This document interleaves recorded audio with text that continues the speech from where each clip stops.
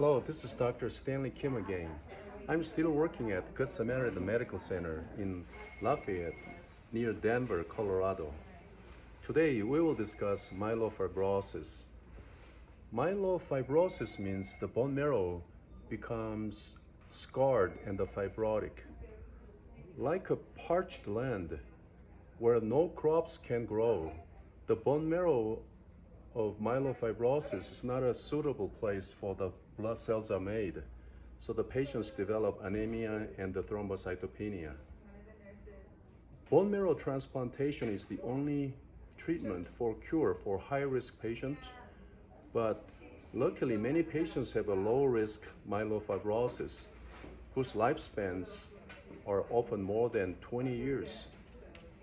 And lately, some good drugs are approved by FDA, and some promising medications are in the pipeline. Let's discuss more detail, and thank you for watching. Primary myelofibrosis is one of the myeloproliferative disorder, which includes CML, chronic myeloid leukemia, polycythemia vera, and essential thrombocythemia. Secondary myelofibrosis is caused by polycythemia vera or previous essential thrombocythemia. The primary myelofibrosis has no cause. It's a myeloid stem cell disorder characterized by bone marrow fibrosis, so the bone marrow is no longer a suitable place for blood cell production, and the resultant anemia and the extramedullary hematopoiesis. Extramedullary hematopoiesis means the blood cells are made in an area other than bone marrow, like a spleen or liver, so the patients frequently have a enlarged spleen, splenomegaly.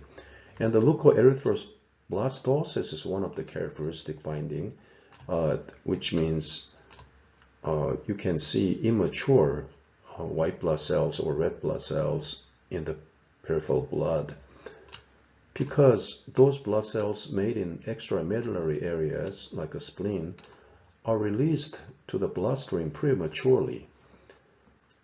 And the primary myelofibrosis can transform to acute leukemia, mainly to acute myeloid leukemia in about 4% of patients, according to an article published in Blood. And the median age at diagnosis is 67 years, and it's rare in the young people. Many patients complain of easy fatigue, weight loss, and even night sweats and fever. On the other hand, some patients may not have any symptoms, especially when they don't have severe anemia. The signs of extramedullary hematopoiesis, the splenomegaly, is very common, kind of a hallmark of myelofibrosis, occurring in 90% of patients, because bone marrow is no longer a suitable place for blood cell manufacturing. Body uses the spleen to make the blood cells, and sometimes liver, lymph nodes, GI tract, kidney or brain, spinal cord, even skin. Anemia is also frequently seen. You may see a different size or shapes of red blood cell under microscope. Teardrop red blood cells are kind of a characteristic for myelofibrosis. Please look at this picture.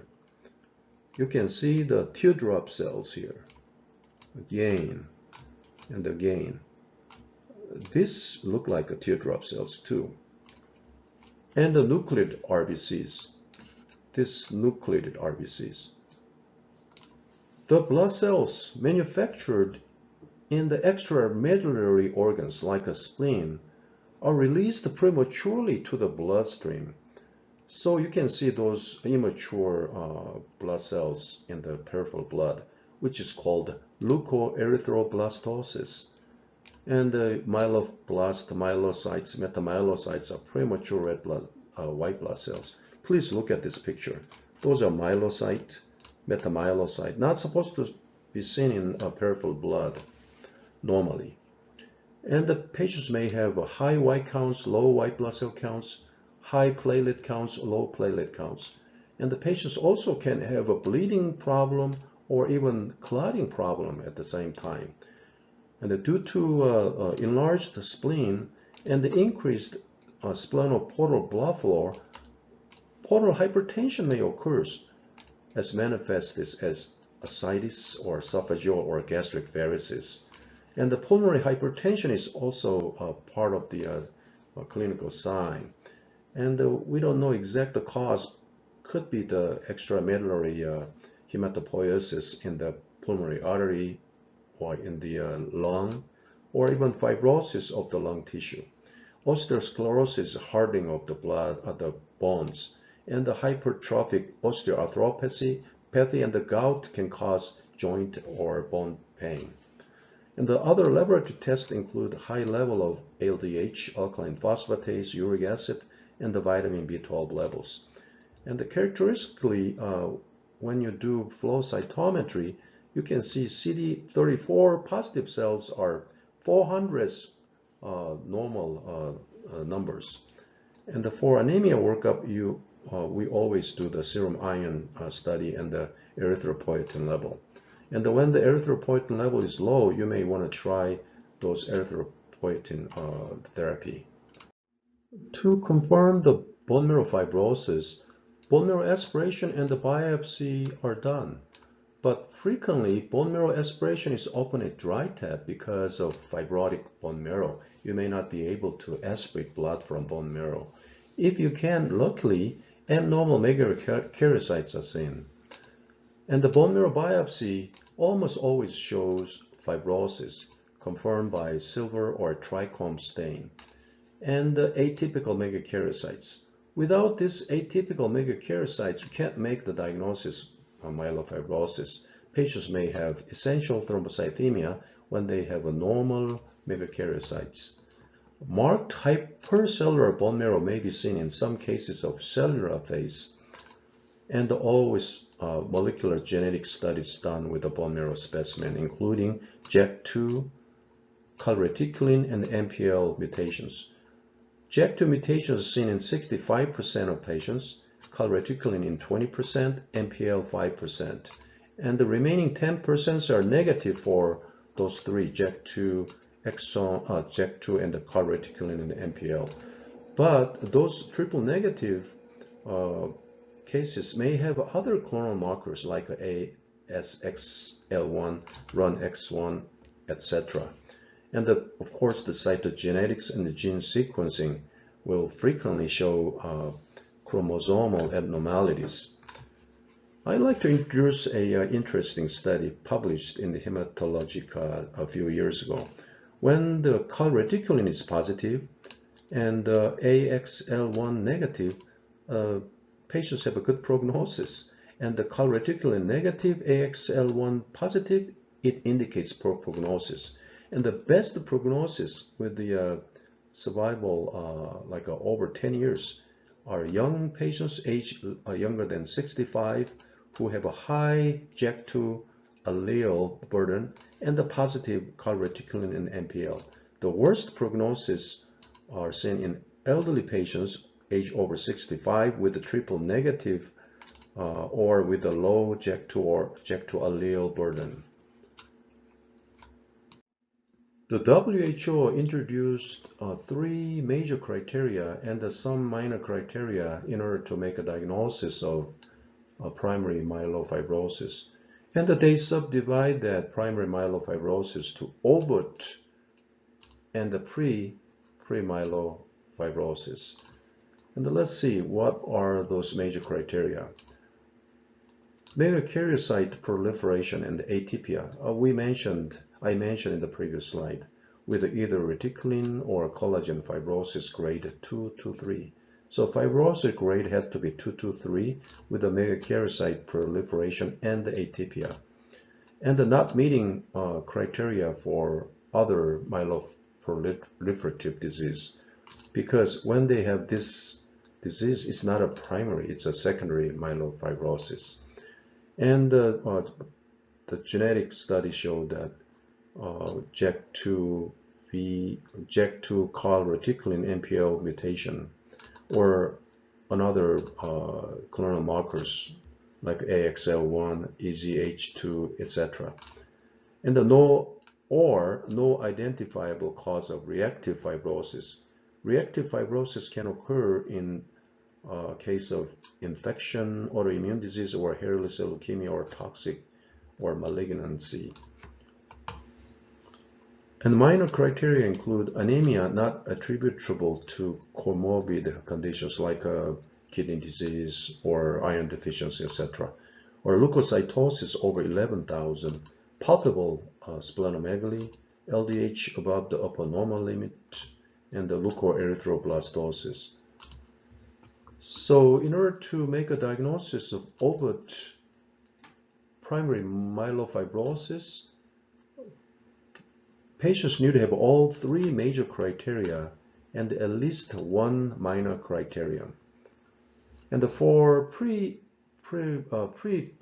myelofibrosis, the major criteria is similar, megakaryocyte proliferation atypia, but fibrosis grade is a 0 to 1, not the grade 2 to 3.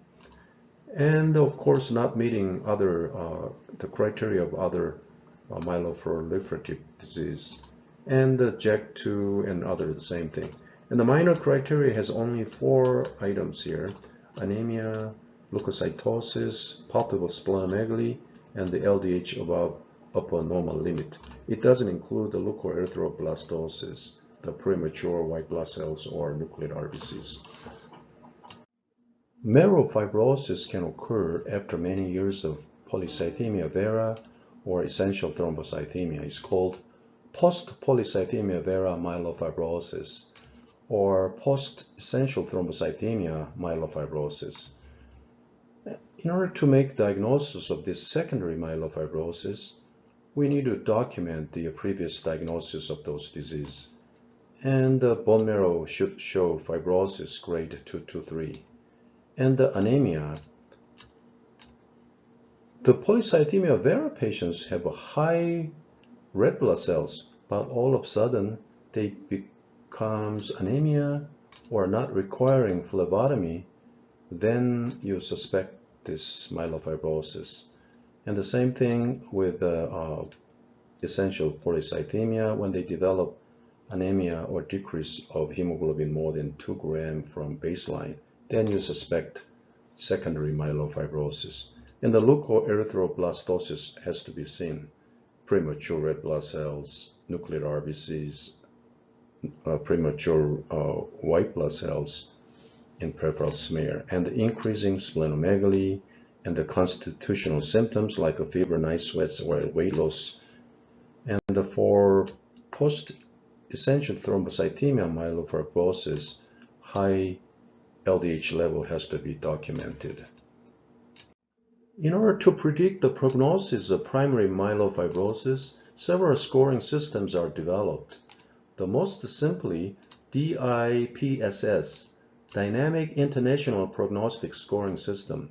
This can be applied to at any time in the course of primary myelofibrosis, including at the time of first diagnosis. 5 poor prognostic factors are elected, and each factors are given the point. For example, old age, older than 65 years, 1 point. Anemia, less than 10 grams, 2 points. Leukocytosis, over 25,000, 1 point. Circulating blast, 1% or more, 1 point. And when the patients have constitutional symptoms, 1 point is given. And you add those points and determine those risk stratification and the risk levels. Like a low risk means score 0. There is no poor prognostic factor. Intermediate 1 risk, score 1 or 2. Intermediate 2 risk, score 3 or 4. High risk means score 5 or 6. And depending on those risk stratification, the median overall survivals are different. For example, low risk, the median survival was not reached. They live for a long time, many years. Even here the time is 20 years here. 20 years go on and on. And then intermediate 1 risk, it's less, but it has median survival 14.2 years. But once they reach this level, they continue to live for a long time. And intermediate 2 risk, the prognosis drops, and the overall survival is 4 years, and the high risk only 1.5 years. So those patients who belong to intermediate 2 or high risk need to have aggressive treatment like a bone marrow transplantation. And the DIPSS plus means they incorporated more prognostic factors like transfusion dependency or unfavorable karyotypes into those basic 5 prognostic factors. As the technology analyzing molecular genetics is improving, a new scoring system was developed called GIPPS, Genetically Inspired Prognostic Scoring System. The MIPPS that we studied in the previous slide uses only clinical prognostic factors, but the GIPPS does not use any clinical features. It uses certain karyotypes and the mutations. It's stratified to 4 different adverse mutation groups, and each groups are given certain points. Like a very high risk karyotypes is given 2 points. What is the very high risk karyotype? Those chromosomal abnormalities,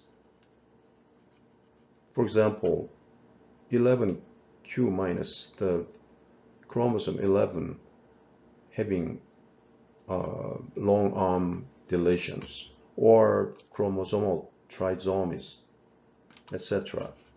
And the unfavorable karyotypes is given 1 point. The unfavorable karyotypes are all other abnormalities other than this. Absence of type 1 like calreticulin mutation is given 1 point, and the presence of HMR, high molecular risk, including AXL1 gene, SRSF2 gene, U2AF1Q157 mutations. These are given 1 point each. Then, depending on the points, there are 4 different risk groups. When the points is 0, that myelofibrosis is belong to a low risk group, and their median survival is over 20 years. When total point is 1, then intermediate 1 risk group, median survival is 8 years, and if the total points is 2, then it belongs to intermediate 2 risk, median survival over 4 years. High risk group has more than 3 points, median survival 2 years. Normal karyotypes belong to a favorable risk. And there is another scoring system designed for transplant eligible younger patients. In this MIPSS 70 plus version 2.0 scoring system uses high molecular risk genes in addition to the clinical risk factors. It's nice to have those refined prognostic scoring systems, but we also need to have a better treatment. The treatment options depending on the risk of the primary myelofibrosis. It can be divided into high risk group and the low risk group. High risk primary myelofibrosis is those patients having GIPPS high risk or intermediate 2 risk. Those patients have a poor prognosis. So the allogeneic stem cell transplantation is the only curative therapy, providing 30 to 60% long-term survival, but at the expense of high toxicity and complications. Those patients who are not eligible for transplantation, we have JAK2 inhibitors. It's quite effective in relieving symptoms and reducing the large spleen with this objective response rate 30 to 70%. But these JAK2 inhibitors have no randomized study to prove in improving overall survival. But some articles suggest that it may improve the overall survival, but it's never been proven in a randomized studies. There are 3 drugs available: ruxolitinib, Jakafi, fedratinib, Inrebic, and pacritinib, Vonjo. Especially the Vonjo is most recently approved by FDA in 2022. And those are used for ruxolitinib resistant myelofibrosis. And the hydroxyurea is also quite effective in relieving symptoms and shrinking the enlarged spleen. But it can cause neutropenia, thrombocytopenia, anemia, so we start at a lower dose, like a 500 milligram every other day, and the dose can be adjusted according to the patient's response. And when the spleen is symptomatic, causing a lot of pain, pretty big, enlarged spleen, and when the patient's transfusion requirement is more than 3 pints of blood every 2 weeks, then splenectomy is indicated, or splenic eradication can be done. But those are not curable at all, and actually can cause much bigger liver size, so be aware of it. For those patients having low risk primary myelofibrosis who have GIPPS low or intermediate 1 risk, when they are asymptomatic, just observation, surveillance is appropriate. But when they are symptomatic, you can use those JAK2 inhibitors or other treatment like high-risk groups, but not with transplantation. Let's discuss those JAK2 inhibitors more in detail. Ruxolitinib, Jakafi. We have to know when the patients stop taking this medicine, they can develop withdrawal symptoms, which can be very serious, like hypotension, fever, hypoxia. So always taper off and discontinue. And they can reactivate tuberculosis. So patients need to have a screen for TB, like a TB skin test or quantiferon blood test. It also can cause other infections and the shingles because it's kind of immunosuppressant. Always avoid cytochrome enzyme inhibitors, CYP3A4, such as antifungals, certain antivirals, amiodarone, diltiazem, verapamil, erythromycin, or similar antibiotics. And the grape juice has to be avoided because it's very strong CYP3A4 inhibitors. And the dose adjustment for the thrombocytopenia, because thrombocytopenia is one of the very common side effects. When the platelet count is over 200,000, 20 milligram BID. When it's between 100 to 200,000, 15 milligram BID, or 50 to 100, 5 milligram BID. When the platelet is less than 50,000, we do not use ruxolitinib. It also can cause liver and kidney damage, so we have to check liver function and the kidney function periodically. Fedratinib, in rabic, it may be effective for ruxolitinib resistant disease too, but also you cannot use when the platelet count is less than 50,000. One of the interesting but rare complication is Wernicke encephalopathy. So thiamine level should be checked before treatment.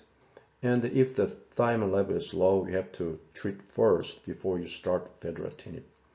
And it has also other side effects of ruxolitinib, like anemia, thrombocytopenia, liver or kidney toxicity. Paclitatinib is most recently approved, but it can be used even thrombocytopenia. It's effective for ruxolitinib resistant or intolerant primary myelofibrosis, but the response rate is low at about 30%. And anemia can be improved in 10 to 15%. The side effects are diarrhea. They also can cause thrombocytopenia, anemia, and congestive failure. This is hospital I'm working now, the Good Samaritan Medical Center, Lafayette, near Denver, Colorado. Very nice hospital. And this is Kansas Centers of Colorado in the campus of Good Samaritan Medical Center. Thank you for watching.